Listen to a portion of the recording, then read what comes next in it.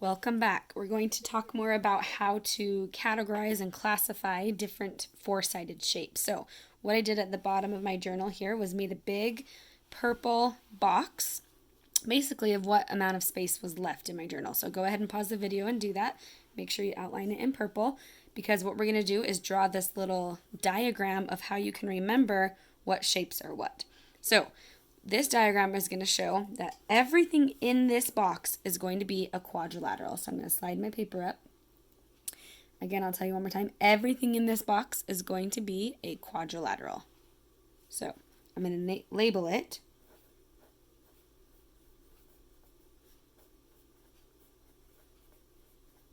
a quadrilateral. In order to be a quadrilateral, it just has to have four sides. Right? The shape has to be closed, and that just means there's no empty gaps, like I've got these closed lines. So everything that I'm going to draw here is a quadrilateral because it has four sides. So the next thing I need to draw is a parallelogram, because multiple of these are a parallelogram. So I'm just going to draw like a classic example. These are not how every parallelogram looks, because to be a parallelogram, the opposite sides have to be parallel.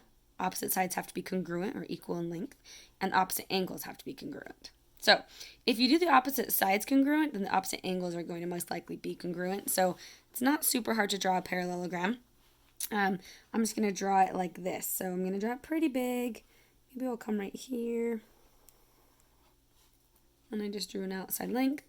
And then I'm going to come down maybe about four lines, maybe 1, 2, 3, 4, right here. Actually, I'll go a little bigger. Let's go 6 lines down. And I'm going to draw that same distance right there. And I'm going to come down 1, 2, 3, 4, 5, 6 lines. I'm going to draw the same distance, but I'm not going to put it directly under it. I'm going to put it just a little bit to the side. So like this. Okay. This is a parallelogram, so it's red. Usually I like to just count. If you're not going to measure specifically, I just start to count when I draw. So I would start here and go 1, 2, 3. And make sure it's the same. 1, 2, 3. Yep, doesn't have to be perfect, but that's good for now. And then you're going to connect the corners to corners. That didn't go super well for me, so good thing I used a pencil. Sorry, my desk is shaking when I erase. Okay. A good way to do this is to use your journal and to use the sides to get your straight line. It's always hard for me to get that perfect straight line that connects the corners. So I just tip my journal, and I just do it again so that I can get a straight edge. Oops. Don't bend your paper completely, just use it as the line. And then just erase if you made a little mistake, that's okay. Also, I'm going to outline it in red, so that'll help. Like this, and like this. Okay, so I have just drawn my very first parallelogram. Let's just double check. To prove that I'm trying to do this, opposite sides are parallel. Okay, to prove that opposite sides are parallel, I'm going to make these little lines like this. That means if it goes that direction, it's going to keep going. And then down here, I'm going to show that same mark. If it goes that direction, those are called parallel marks. I'm just showing that those would never, ever touch. If they were to continue on and keep going forever and ever, they would never, ever touch. So it says opposite sides are parallel. So I just proved that these sides, top and bottom, are parallel. What's the opposite of the left? The right. So I need to prove that these are also parallel. But if I just do one mark like that, you're telling me that it's parallel to that line. And that's not accurate because it's already intersecting right there. So it can't be parallel. So I'm just going to draw 2 of these. And that is like a set. So I'm going to draw those same 2 lines over here, proving that the line on the left is parallel to the line on the right. Let's make sure that's true. If those, I put my hands right on the lines, if those were parallel and if they were to continue forever and ever and ever, they would never touch. So that's proving to you that the top and bottom were parallel, the left and right were parallel. Therefore, this has opposite sides parallel. Opposite sides are congruent. They're the same in length. And opposite angles are congruent. So opposite from bottom left is top right, and those are congruent. And top left and bottom right are also congruent. So I just proved that this is a parallelogram. Parallelogram. Opposites are parallel. That's just a way to remember that. Opposites are parallel. Okay? I'm going to draw, I guess you can go ahead and underline that in red. I'm going to draw a rectangle. So here's the question. Is a parallelogram a quadrilateral? Always, because it has 4 sides. The next thing we're going to draw is a rectangle. Just so you know, a rectangle is always a parallelogram because it has opposite sides parallel, it has opposite sides congruent, and opposite angles are going to be congruent of a rectangle. So the rectangle is going to go inside of this parallelogram. This is just a way to diagram these different shapes. Our rectangle was orange. This is a classic rectangle. You can already tell that it has the 4 right angles. Let's go ahead and prove that. Remember, you should have learned this in 4th grade. The right angle mark is proven like this. Little boxes in the corner showing those 90 degrees. Well, to prove a rectangle, let's see what we have to prove. Opposite sides are congruent. We can just see that those are equal. Opposite sides are parallel. Whoa, we have to do the parallel marks again, so let's just do that. So the left is parallel to the right, and the top is parallel to the bottom, but we have to do the 2 parallel marks so that it doesn't look parallel to the left and right. Okay, so I proved that point up here. The next point I have to prove is 4 right angles, and I already did that. So therefore, this orange shape right here is a rectangle. So I will go ahead and label that a rectangle. That shape is a rectangle. So a rectangle is inside of a parallelogram. Therefore, a rectangle is always a parallelogram. And a rectangle is also always a quadrilateral because it just has to have 4 sides to be that.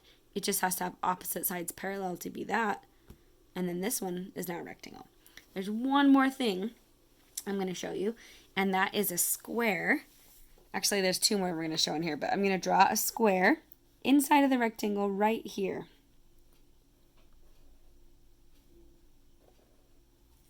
Okay, our square is yellow.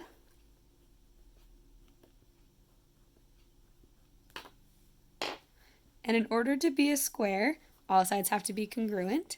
There have to be 4 right angles, and opposite sides have to be parallel. So this is going to be so fun. You have to show these little baby right angle marks. And you have to show the parallel marks as well. So I'm going to go left and right are parallel. And then top and bottom are parallel, but you have to get in 2 of those marks. It's going to be tricky because it's so little. Looks like a lot of marks going on in there, but that is a square. I'm going to go ahead and color it in, and then I'm going to draw an arrow so I can write what it is off to the side right here. This was a square. See how I did that off to the side? Maybe you can make your arrow yellow too so that it follows it. That was a square. So that's why a square is always a rectangle. It's because it has the requirements for a rectangle as well. So a square is a rectangle, which is a parallelogram, which is a quadrilateral. It's kind of like, you ever seen those like stacking dolls where you put a little one inside and then a bigger one on top? It's kind of like that. But the next thing I'm going to draw is a rhombus. And a rhombus, remember, has to just have opposite sides are parallel and all sides are congruent. So is it a rectangle? Opposite sides parallel. Opposite sides parallel. All sides are congruent. Opposite sides are congruent. So yes, if you think about this, it so far is a rectangle. But in order to be classified as a rectangle, it also has to have 4 right angles. And a rhombus does not have 4 right angles. So therefore, a rhombus is not a rectangle. And that way, it can't be a square. But let's see if a rhombus could be a parallelogram. Opposite sides are parallel. Opposite sides are parallel. All sides are congruent. Opposite sides are congruent. So it does have opposite side congruence because it has all sides. So therefore, a rhombus is a parallelogram. It's just not a rectangle or a square. So you can't draw it inside of there. You just have to draw it in the parallelogram shape. So like out here. So remember, I think of a rhombus as like a tipped angled square. It has to have opposite sides parallel and all sides are congruent. So I'll just do something like this. 1, 2. And I'll come over here and do 1, 2, and 1, 2, 1, 2. That was not exactly perfect, but it'll work. So you're just trying to make it like it's an angled square. So it doesn't have any right angles because it's slanted, but it does have all sides of the same length. Just kind of show it like that. You also have to show that opposite sides are parallel, so you got to do those crazy little marks again. Let's see, I'm going to go 1 and 2 on the top and bottom. Then I'm just going to do one of those marks on the left and right. Hopefully you can see that. Okay, maybe we need to color that one in and draw the arrow for this one. That green thing right there was a rhombus.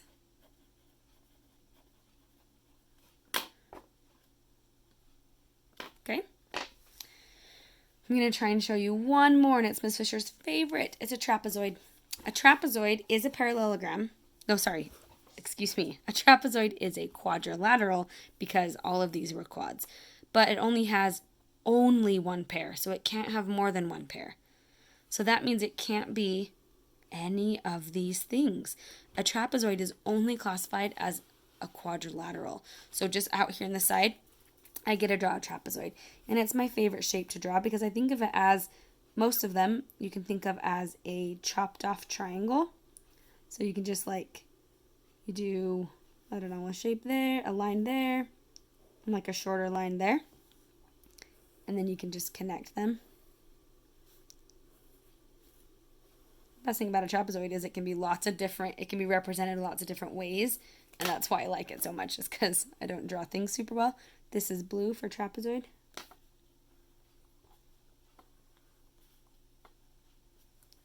So that is a trapezoid. So remember, it's like a chopped off triangle. If you were to keep going up to a triangle, it would work. But that doesn't always look like this. So here's the example of, I'm just going to go ahead and write in it, trapezoid. Here's the proof that it only has one side of parallel lines. Because look at the left and right. If you were to continue those lines, beep, beep, beep, beep, beep, beep, beep, beep, beep, they would touch eventually up here at the top. So that is why it can't be a parallelogram, a rectangle, a square, or a rhombus, is because these lines would eventually touch. But there are lines that won't touch, and that is the top and the bottom, if you put your hands on it like that.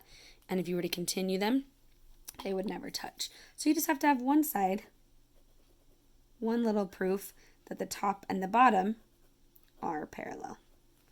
Just like that. It only has one pair of parallel sides. So that is our diagram of these shapes.